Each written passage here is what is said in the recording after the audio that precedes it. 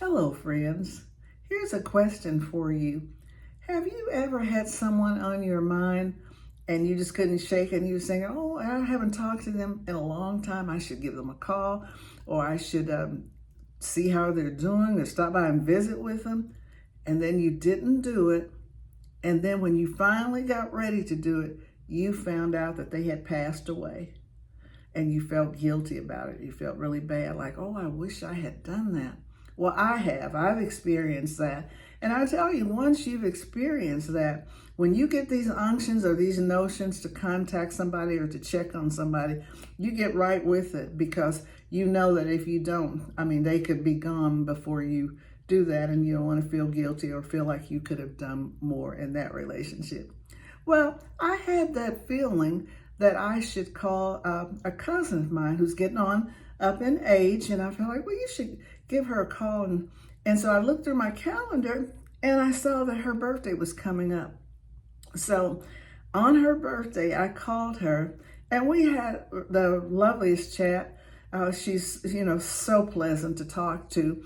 Everything is gratefulness with her.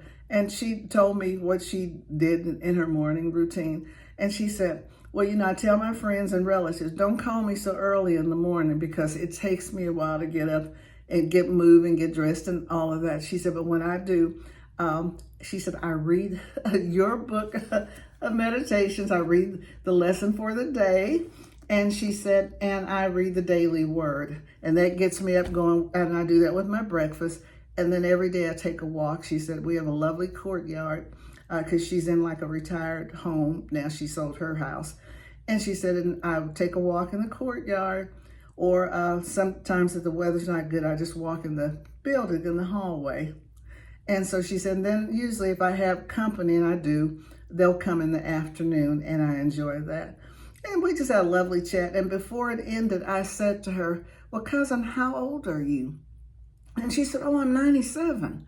And I said, well, really? I thought you were in your 80s. But her mindset, her mind was so sharp. She asked me about my children, about my granddaughter, my sister and her family. And she just remembered all kinds of details. And I just said, well, praise the Lord. After I hung up, I thought, I think that it's her spirit of gratitude and gratefulness that keeps her so sharp, in her mind and in her body and everything.